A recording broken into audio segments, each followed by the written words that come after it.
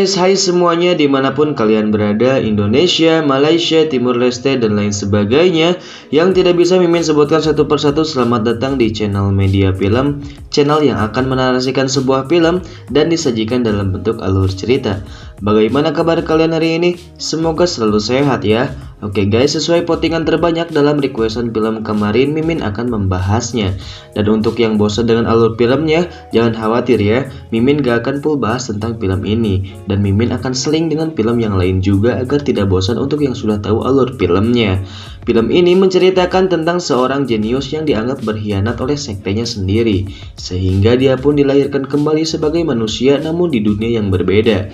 Bagaimana kisahnya? Sebelum ke videonya, alangkah baiknya untuk mengklik tombol subscribe terlebih dahulu ya, agar channel ini semakin berkembang dan kalian dapat menerima notifikasi video terbaru dari channel ini. Terima kasih yang sudah subscribe, langsung saja ke alur filmnya.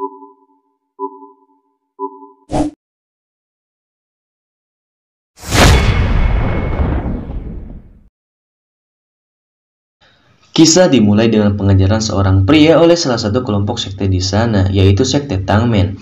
Dia dikejar dan akan dibunuh karena telah melanggar perjanjian sekte, yang dimana pria itu telah mempelajari skill rahasia secara diam-diam tanpa seizin dari ketua sekte tersebut. Sehingga penyerangan pun berkali-kali diluncurkan kepada pria itu, namun dengan mudah semuanya dapat ditangkis dengan kekuatan tangannya. Pengejaran pun masih berlangsung hingga malam. Tibalah dia di salah satu tempat yang bernama Devil Front. Dirinya terpojok karena tidak ada lagi jalan keluar untuk menghindar selain jurang. Tetua sekte itu pun terus menahan bawahannya agar tidak menyerang, hingga pria itu pun memberikan Tangmen Outer Circle yang telah sempurna atau senjata rahasia dari sekte itu.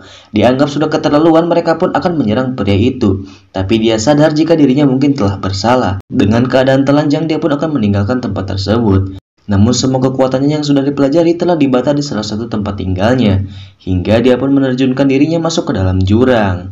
Dan film pun dimulai.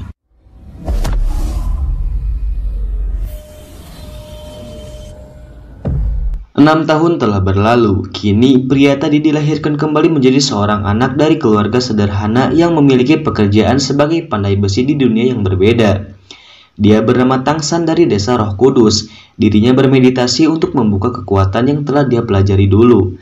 Sesampainya Tangsan di rumah, dia pun menyiapkan sarapan dan minuman untuk sang ayah yang bernama Tang Hao.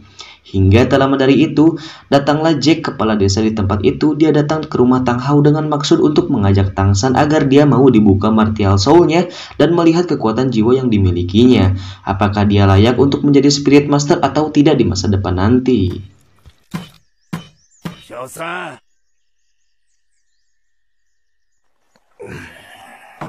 去吧，我做饭。 Singkat cerita, mereka pun pergi ke sana dengan anak-anak yang lain di desa itu. Tak lama kemudian, datanglah spirit master yang akan membangkitkan masing-masing martial soul dari mereka, sehingga mereka pun satu persatu disuruh maju ke depan untuk dibangkitkan martial soul-nya. 你先来。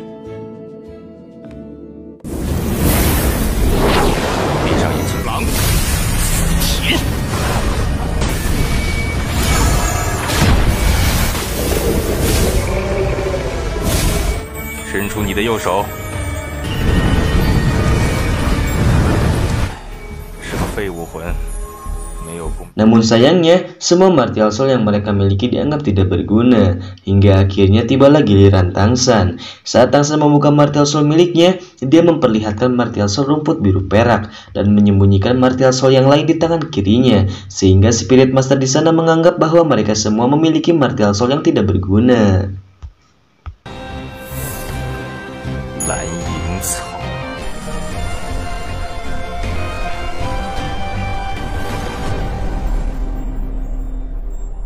Setelah selesai pengujian itu, mereka semua disuruh pulang kembali. Namun Tangsan yang belum dites kekuatan jiwanya bergumam untuk mencobanya, agar dia tahu kekuatan jiwa yang telah dia miliki. Sehingga spirit master itu pun mengiyakan keinginan Tangsan. Saat Tangsan menempelkan tangannya di bola kekuatan jiwa, betapa terkejutnya dia saat melihat kekuatan jiwa penuh yang Tangsan miliki sejak lahir. Sehingga spirit master pun mengatakan bahwa dengan kekuatan jiwa yang tinggi dapat meningkatkan kekuatan pemiliknya dengan cepat. Namun untuk meningkatkan kekuatan itu, dia harus memiliki cincin spirit yang cocok untuk martial soul miliknya.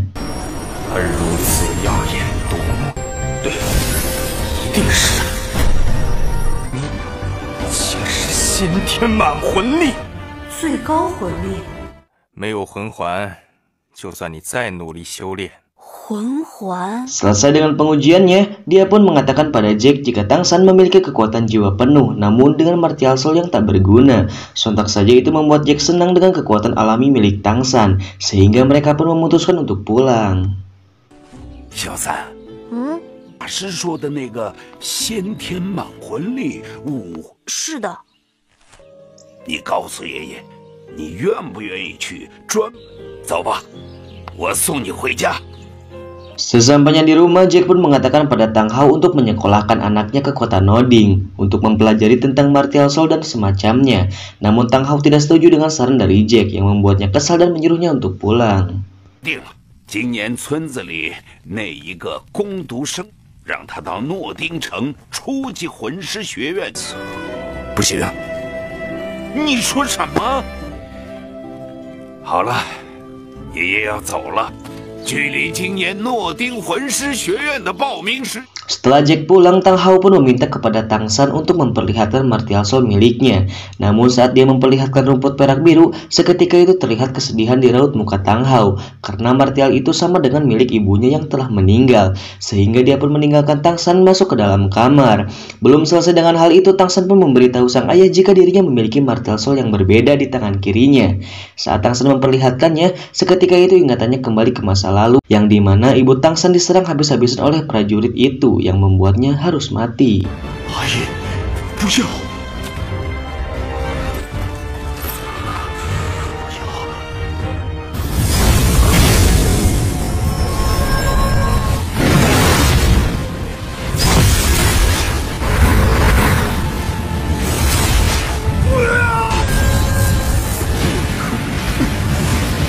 Mengetahui anaknya memiliki martial soul ganda, Tang Hao pun memeluknya dengan erat karena harapan satu-satunya dia saat ini adalah Tang San.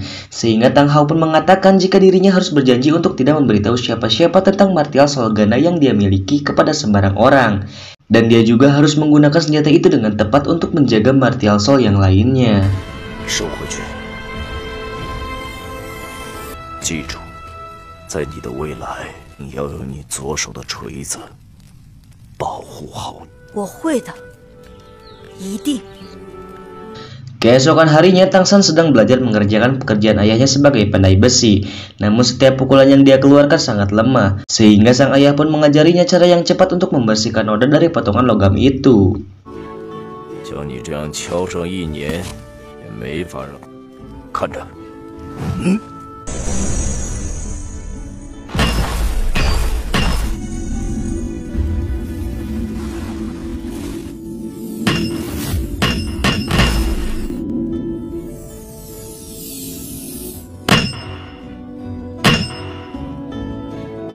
，Tiga bulan kemudian, Tang San sudah bisa menguasai teknik pandai besi yang diajarkan oleh sang ayah, dan dirinya akan mencari cara agar bisa menembus kekuatan pertamanya. Seperti biasa, setiap pagi Tang San selalu menyiapkan sarapan untuk Tang Hao, dan dia pun mengatakan agar Tang San cepat berkemas untuk mempelajari tentang martial soul-nya di institut yang ada di kota Noding. Lagi-lagi Tang Hao memberi pesan kepada anaknya itu untuk tidak memberitahu tentang martial ganda yang ada di dalam tubuhnya kepada sembarang orang. 作为一个男人，答应的事就必须做的。无论爸爸让我做什么，我都答应。爸爸肯。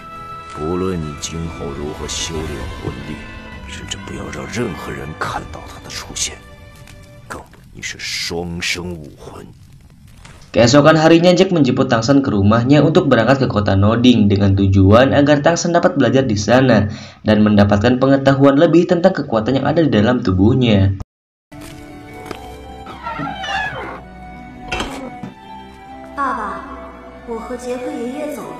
Sesampainya di kota Noding, mereka dihadapkan dengan seorang penjaga sekolah tersebut yang memandang sebelah mata kepada Tang San dan Jack karena penampilannya yang lusuh, sehingga pertikaian pun terjadi di antara mereka berdua.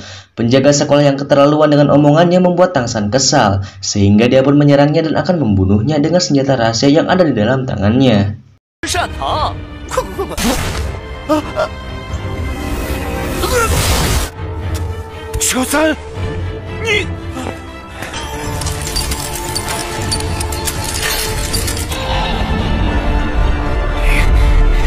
了。 Beruntung pertikaian itu dihentikan oleh seorang pria yang biasa disebut dengan nama Guru Agung. Dia mengambil alih Tangsan dan memecat penjaga itu karena attitude yang tidak baik kepada orang tua. 老先生，刚才的事我代表许，这是第一次，也是最后一次。 Selama perjalanan masuk ke sana, mereka pun saling berkenalan satu sama lain. Dan Guru Agung bukanlah seorang guru di akademi. Dia mendapat gelar itu karena dirinya telah mengetahui beberapa fakta dari penelitian hebatnya tentang cincin spirit dan martial soul. Sehingga setiap orang ingin menjadi murid dari sang Guru Agung. 您要教我修炼武魂吗？不要叫错了，除非你真的愿意让我当，那你愿不愿意呢？好的。 Saat mereka akan masuk ke dalam akademi itu, tiba-tiba Guru Agung mengatakan bahwa Tangsan adalah orang ketiga dalam 100 tahun terakhir yang mempunyai martial ganda dalam dirinya. Sontak saja dia terkejut karena Guru Agung bisa tahu tentang itu. Tak heran baginya dapat mengetahui hal itu, karena dia adalah seorang peneliti dan Tangsan memiliki kekuatan jiwa penuh. Jika rumput perak biru saja yang dia miliki, tidak mungkin bisa menunjang kebutuhan kekuatan jiwa miliknya. Maka dapat disimpulkan bahwa dirinya mempunyai martial ganda. 素质成正比来看，蓝银草显然应该还有另一个武魂，而且是一个非。 Dengan penjelasan seperti itu membuat Tangsan tercengang dan bersujud agar dirinya dapat diterima menjadi murid spiritual Guru Agung untuk yang pertama kalinya.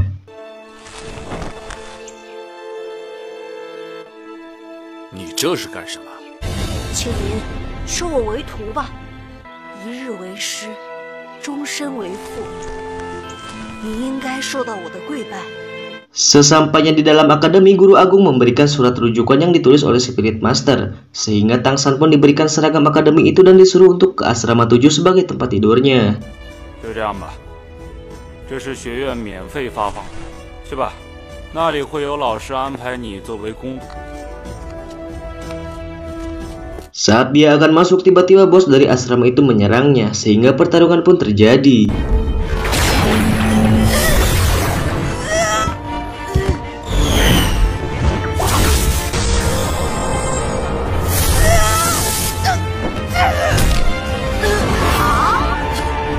Dengan pertarungan yang dimenangkan oleh Tangsan, secara peraturan asrama dia bisa menjadi bos dari mereka karena dirinya bisa mengalahkan orang terkuat yang ada di asrama 7 itu. Tak berselang lama dari itu, datanglah seorang gadis yang masuk ke tempat mereka.